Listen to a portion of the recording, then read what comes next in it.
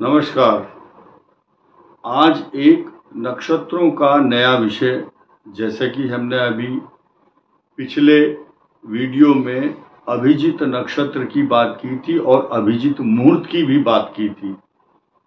अभिजित मुहूर्त अपने आप में एक विशेष मुहूर्त है और अभिजित नक्षत्र भी अपने आप में एक अद्वितीय नक्षत्र जो 28वें नक्षत्र के रूप में अपनी पहचान रखता है ज्योतिष शास्त्र में खगोलीय दृष्टि से। ठीक इसी प्रकार पुष्य नक्षत्र अपने आप में एक विशेष है, लेकिन यह शापित नक्षत्र है क्योंकि शिव पुराण के अलावा अन्य कई ग्रंथों में इस बात की चर्चा है कि ब्रह्मा जी और पुष्य नक्षत्र के विषय में एक कथा है। उस कथा को मैं यहाँ पर दोहराना इसलिए नहीं चाहता हूं कि वीडियो बहुत लंबा हो जाएगा और कंट्रोवर्सी, जो विरोधाभास, कुछ लोग अन्य कथाओं से जोड़ेंगे, किसी ने कुछ और कथा पढ़ी होगी।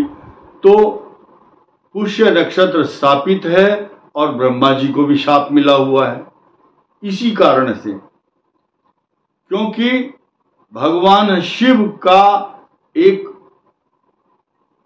इस प्रकार का नियम बनाया हुआ कि ब्रह्मा जी को ये कहा गया कि तुम्हारा मंदिर नहीं होगा कहीं भी, सिर्फ पुष्कर में, नाम भी है उसका पुष्कर, जो पुष्य नक्षत्र से रिलेट करता है शब्द, ये नाम। ब्रह्मा जी का मंदिर केवल एक जगह है संसार में और पुष्य नक्षत्र के नाम पर उस स्थान को पुष्कर भी बोलते हैं, पुष्कर। पुष्य नक्षत्र में सब काम बहुत शुभ माने गए हैं, लेकिन शास्त्रों के अनुसार विवाह करना इसमें मना है। विवाह का कोई मुहूर्त इसमें आज तक पंचांगों में जब विवाह के मुहूर्त की गणना की जाती है तब पुष्य नक्षत्र को अवॉइड किया जाता है, लेकिन पुष्य नक्षत्र में किया हुआ कार्य ये वरदान है, वो शुभ और श्रेष्ठ माना गया है। ठीक इसी प्रकार पहले भी कई बार रवि पुष्य योग, गुरु पुष्य योग आए हैं और आते रहते हैं।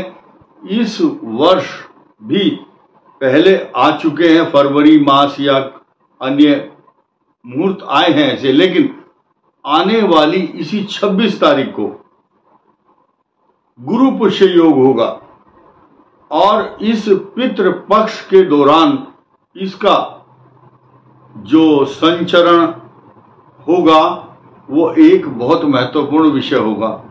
लेकिन यहाँ कुछ लोगों की प्रतिक्रिया ये रहती है कि वो तिथि नहीं है, वो दिन नहीं है, या उसकी इतने घड़ी है, इतने पल है। तो आपकी जानकारी के लिए बताऊं, जब गुरुवार का दिन होगा उदया तिथि से और लास्ट तक उसका स्पर्श और मोक्ष काल से हमें उस बात का कोई लेना देना नहीं है, लेकिन उस दिन जब भी आपको शुभ समय हो तो आप उस दिन धन संग्रह, स्वर्ण रत्न आभूषण या कोई पूजा आरंभ करना चाहें, एक विचार तो मन में जरूर आएगा कि ये पितृपक्ष है, इसमें ऐसा कोई काम नहीं करना चाहिए। अगर कोई व्यक्ति ऐसे समय पर लेखन कार्य, कोई पुस्तक लिखना चाहता है या कोई भी अच्छा श्रेष्ठ शुभ कार्य करना चाहता है, तो उस बात को दरकिनार करते हुए कि ये पितृपक्ष में किया हुआ कार्य शायद दोषपूर्ण होगा, इस बात को मन से निकालना बहुत आवश्यक है। पुष्य नक्षत्र कर्क राशि का एक भाग है। पुष्य नक्षत्र बीच में आता है, शुरू में पुनर्वसु और लास्ट में श्लेषा नक्षत्र। अब ऐसी स्थिति में ये शनि जो है, शनि इसका स्वामी है, अर्थात पुष्य नक्षत्र में जन्म लेने वाले जो भी जातक होंगे उनके जन्म के समय शनि की महादशा होगी। अब ऐसी स्थिति में जिनका इस संसार के अंदर पुष्य नक्षत्र में जन्म हुआ होगा वो जन्म से ही भाग्यशाली कहे जाएंगे। उसके पीछे एक उद्देश्य है, एक तर्क है कि कम से कम उस व्यक्ति का जिसका जन्म कर्क राशि में पुष्य नक्षत्र में हुआ है तो कम से कम एक ग्रह उसका, चंद्रमा स्वग्रही होगा, बाकी सब उसके भाग्य पर निर्भर करता है। उसका जन्म भाद्रपद मास में है तो सूर्य स्वग्रही होगा, या शनि का संचरण गोचर गुरु का या अन्य ग्रहों का किस राशि पर है, भद्र योग, शश योग, हंस योग, रुचक योग या कौन सा योग बनता है, ये निर्भर करता है अन्य ग्रहों की स्थिति पर। लेकिन सिर्फ एक ग्रह चंद्रमा स्वग्रही जो कि मनुष्य को एक के जो ओरा है, आभा मंडल है, उसको डायनामिक पर्सनालिटी बनाने के लिए काफी है। चंद्रमा मन सो जाता है, चंद्रमा ही मन है, चंद्रमा ही सृष्टि के अंदर जल का प्रतीक वाटर है। लेकिन अगर चंद्रमा क्षीण है, क्षीण शब्द को यहां समझिए क्या है, शुक्ल पक्ष की पंचमी से शुक्ल पक्ष कृष्ण पक्ष की पंचमी तक चंद्रमा क्षीण चंद्रमा कहलाता है।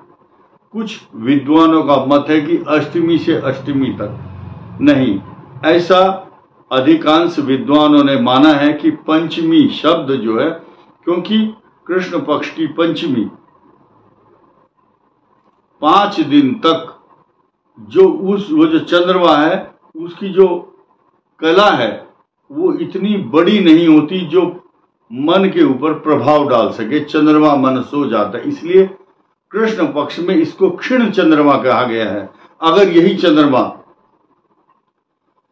लग्न में पाप ग्रह के साथ या छठे, 8वें और 12वें भाव में हो तो निगेटिव इफेक्ट देता है। साथ ही साथ एक सिद्धांत और ज्योतिष में बताया गया है कि शुक्ल पक्षे निशाजात, कृष्ण पक्षे दिवाजात। अगर कृष्ण पक्ष में दिन में अगर बालक का जन्म होगा, दिवा जाता सूर्य उदय से सूर्यास्त के बीच में, तो बालक दीर्घायु होगा। भले ही चंद्रमा कहीं बैठा हो, वही चंद्रमा उसकी माता के समान रक्षा करता है। कृष्ण पक्षे दिवा जाता है। अब इसके उल्टा देखिए, शुक्ल पक्षे निशाजात, शुक्ल पक्ष में रात्रि में अगर जन्म होगा तो चंद्रमा माता के समान रक्षा करेगा। और किसी भी स्थान पर हो तो ज्योतिष शास्त्र के इन नियमों को कर्क राशि से और पुष्य नक्षत्र से जोड़कर देखिए। पुष्य नक्षत्र के अंदर इतना प्रभाव, इतना आभामंडल, इसकी कीर्ति, कांति और इसकी शक्ति इतनी प्रबल है कि उस दिन गुरुवार के दिन इसका प्रभाव ठीक इसी प्रकार होता है जैसे कि सोने में सुहागा, या आपने खीर बनाई, खीर बनाने के बाद उसमें ड्राई फ्रूट, केसर आदि डालते हैं तो उसका स्वाद अलग होता है, उस खीर की महिमा अलग होती है। और ऐसे मुहूर्त में किया हुआ कोई भी कार्य सिद्ध होता है। अगर किसी को उस दिन कोई भी कार्य करना है तो करें, और बृहस्पतिवार के दिन केले के वृक्ष की पूजा करते हुए महिलाओं को अपनी मनोकामनाएं मन में रखते हुए केले की उपासना करें और हल्दी का तिलक लगाकर अपने माथे पर भी लगाएं। तो ऐसा करने से इस योग में, और उसके बाद जो आप कार्य सिद्धि, अभीष्ट कार्य जो भी आप चाहते हैं उसको आरंभ कर सकते हैं। और अगर अभिजित मुहूर्त करेक्ट ठीक दोपहर 12 बजे से 24 मिनट आगे या 24 मिनट पहले, इस 48 मिनट के कालखंड में जब अभिजित मुहूर्त हो, ऐसा सबको गूगल में या पंचांग में या किसी विद्वान की सहायता से आपको पता चल सकता है। तो इसको ग्रहण कीजिए और इस कार्य को करने से आपके मार्ग प्रशस्त होगा, आपको कार्य सिद्धि भी प्राप्त होगी गुरु पुष्य योग में यज्ञ करने से। उस दिन मेरा भी एक कार्यक्रम है, मैं भी अपने सब जितने भी हमारे श्रोतागण हैं और हमसे जुड़े हुए उनकी रिद्धि सिद्धि समृद्धि और प्रसिद्धि और उनकी ग्रह शांति के लिए एक यज्ञ का आयोजन करेंगे। और इस शुभ कामना के साथ आप सब दीर्घायु हों, यशस्वी हों और आप सभी को मंगल कामनाएं। इस वीडियो में इतना ही। धन्यवाद। नमस्कार।